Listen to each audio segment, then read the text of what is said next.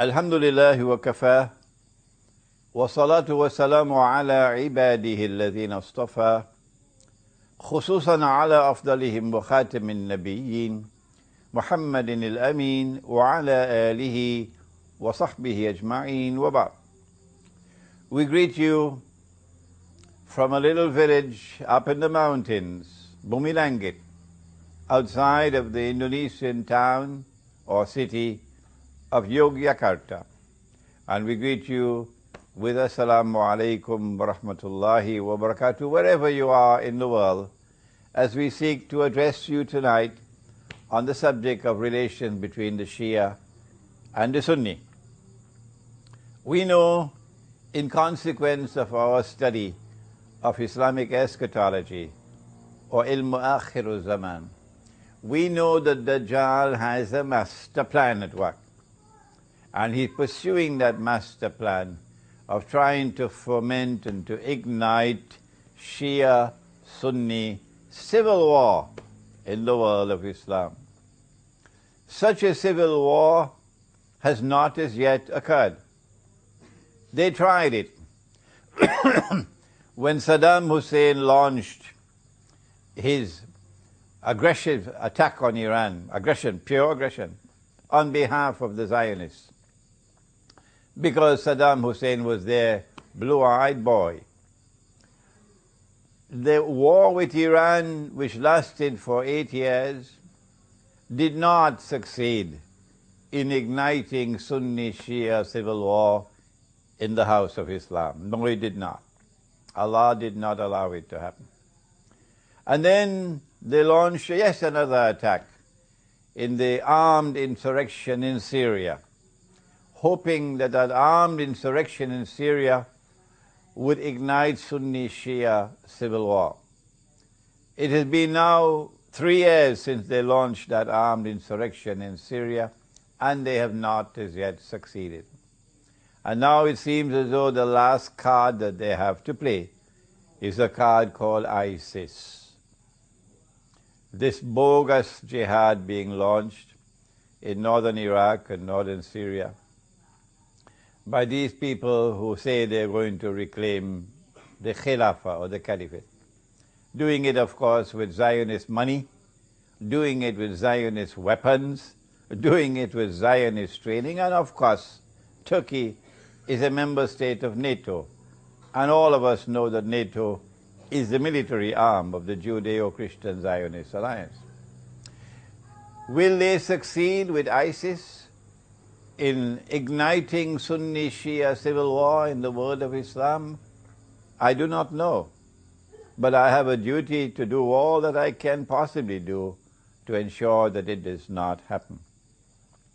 One of the things that can be done is to bring some theoretical analysis to the Shia-Sunni divide in Islam, to try to bring some clarity of thought to the subject, and in the process to try to build a bridge between the Sunni and the Shia, to establish a common front, to establish Shia-Sunni solidarity in facing a common enemy, those who want to eventually rule the world from Jerusalem by the hook or by the crook, but it's always by the crook. How do we bridge the divide between the Shia and the Sunni? All that we want to do in this presentation is to deliver a warning, the mother of all warnings, to the Sunni, who are now beating their drums and blasting their trumpets, declaring that the Shia are kuffar. Those Sunni who are dancing to every tune that Dajjal plays should listen to this warning.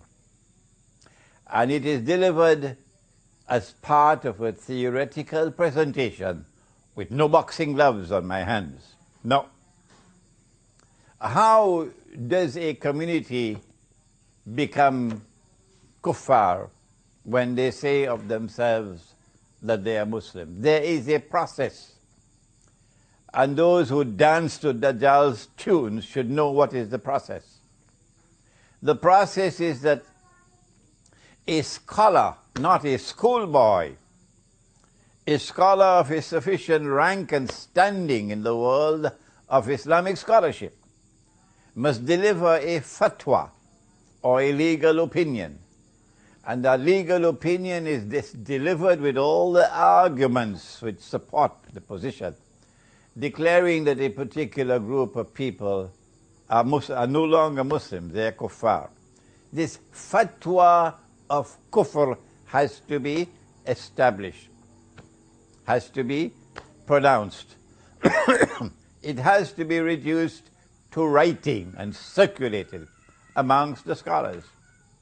When that is done, then the next part of the process is to achieve ijma' or consensus.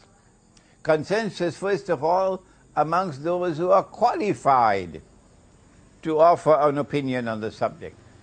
People of knowledge, not schoolboys. We have never had ijma' in this ummah that the Shia are kuffar. We have had ijma' that the Qadianis, the supporters and followers of Mirza Ghulam Ahmad, the false messiah, they are kuffar. There is ijma' on that. But there has never been ijma' that the Shia are kuffar. Where has reason gone? Where has logic gone? Where has elementary common sense gone? If such a fatwa had been delivered, and if there had been ijma' of the ummah that the Shia are no longer Muslims, they are kuffar, then how do you explain that the Shia have never been stopped from performing the Hajj? There have never been demonstrations arguing that the Shia should not be allowed to perform the Hajj. Up to this miserable day, up to this day, miserable because of the drum beating of these people who are saying that the Shia are kuffar. If you say of a Muslim that he is kafir, and he is not kafir, you become kafir, said the Prophet ﷺ. You become a kafir. So I want to deliver the mother of all warnings to those Sunnis who are beating the drums of war against the Shia, to those Sunnis who are dancing to Dajjal's tunes. Why? Because Dajjal wants to ignite Sunni-Shia civil war in the world of Islam at this time, but they cannot understand that.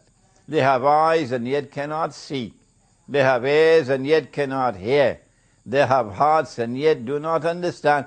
Allah says of such people, Ulaika kal an'am, they are just like cattle. They're just like cattle. Bal hum adal, rather they are more misguided than cattle. My words are strong. My words are bitter. Yes, I know, but I have to speak like this because the house of Islam is threatened now with civil war. And so I say to them, come on and deliver the fatwa. Get a scholar of some eminence to deliver the fatwa. Let us see the fatwa. Bring it forward. And then let us see whether you can get ijma' al-ummah on that bogus fatwa. Bogus because it's a long time now since the Shias have been here. It's more than 1,000 years now. You had a long time to give that fatwa.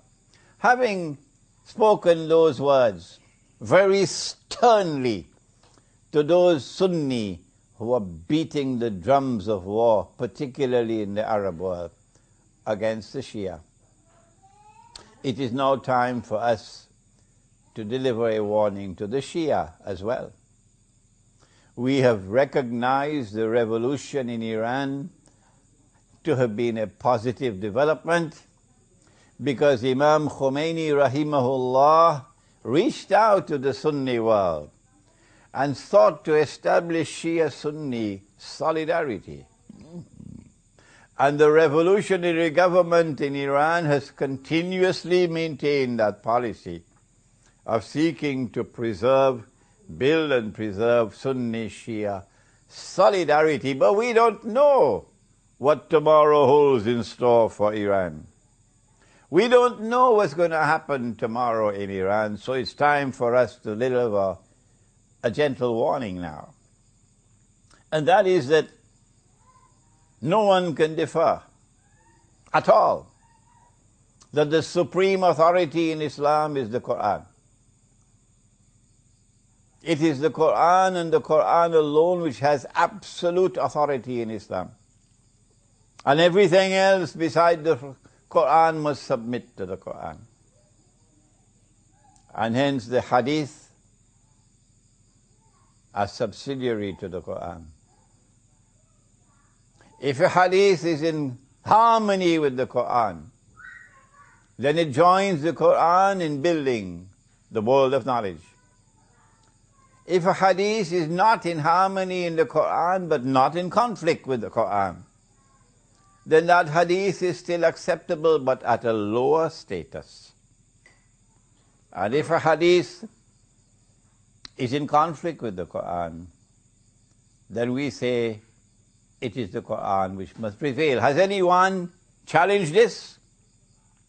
Is this methodology capable of being challenged? No. It makes sense. It is the truth. And that is that the Quran is the absolute authority in Islam. And no hadith has the status of the Quran. And so you cannot build a theory. You cannot build a belief system in Islam based on hadith. It has to be built on the Quran. And the hadith are to be used to support the Quran. Does the Quran deliver in language which is plain and clear? Does the Quran deliver that which supports the theory of the imamate?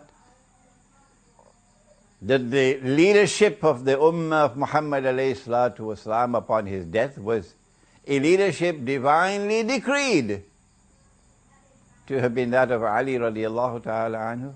Does the Quran support that?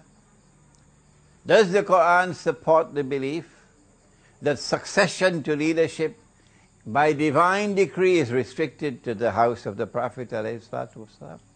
Does the Quran support that in language which is plain and clear? You cannot interpret the Quran to build a belief system. No. The Quran has ayat which are muhkamat and ayat which are mutashabihat. But the Quran declares about the ayat muhkamat that they are kitab. So belief systems have to come out of kitab, from the muhkamat, not from the mutashabihat. So you do not interpret a verse of the Quran to come and convince me that the Quran has appointed to Ali radiallahu ta'ala anhu as the successor of the Prophet alayhi salatu wasalam. No. If you cannot use the Quran to demonstrate plainly and clearly the theory of the imamate, that the leadership of the Ummah alayhi salatu wasalam is divinely decreed to be from Ali radiallahu ta'ala anhu and restricted to the house of the Prophet alayhi salatu wasalam, then you are on shaky foundations. You do not divide yourself from the Sunni over this issue. No. The Quran must unite us, not divide us. And do not use the hadith to create a new sect. And so we urge you never, never, never to say of Abu Bakr Siddiq or Umar Farooq or Uthman Ghani radiallahu ta'ala anhum that they were usurpers. You have no authority to speak such language from the Quran. If we are able to agree on these two issues, that a fatwa of kufr has to achieve ijma' before a people can be recognized to be kuffar, and that has never happened in the case of the Shia. And if we can agree on this second point, that the Quran is the only absolute authority in Islam, the only one, and that the hadiths are there to support the Quran and to submit to the Quran and to be subservient to the Quran, they do not have equal status with the Quran. And if we can further recognize that the Quran does not provide a foundation for this theory of the Imamate, then we know that it is possible for us to build a bridge between the Shia and the Sunni, a bridge with integrity in it, that the Shia and the Sunni can both hold fast to the Quran, and the Quran can unite us, and the enemies can grind their teeth in frustration. If you have a better theory than this, if you have a better approach than this for building Shia-Sunni solidarity, please come forward and give voice to it and articulate it, and I love to hear it. This is my humble contribution at this critical moment in the House of Islam. A humble contribution for bridging the divide, the Sunni-Shia divide, for building Sunni-Shia solidarity to face the common Zionist enemy, to building Shia-Sunni solidarity in order to prevent Dajjal from achieving his master plan of igniting Shia-Sunni civil war in the world of Islam. Before I end, need I remind you that there's only one Muslim country in the world today which is a nuclear power, and that's Pakistan. Need I remind you that Israel cannot rule the world? No, so long as any Muslim country has nuclear weapons. Need I remind you that the plan is that Pakistan must be denuclearized by the hook or by the crook? If they do not want to wage a nuclear war with Pakistan, then how will they succeed? The answer is they've got to attack from Pakistan from inside and get Pakistan to break up from civil war. And need I remind you that if our enemies succeed in igniting Shia-Sunni civil war in the House of Islam, that's goodbye to Pakistan. Pakistan will not survive. You don't need a PhD to understand that. I hope these words of mine will reach the Shia and the Sunni, and that these words of mine may germinate. And tomorrow we'll have fresh thought on how we can bridge the Shia-Sunni divide in the world of Islam and build solidarity against the common enemy. ربنا تقبل منا إنك أنت السميع العليم وتب علينا يا مولانا إنك أنت التواب الرحيم برحمتك يا أرحم الراحمين.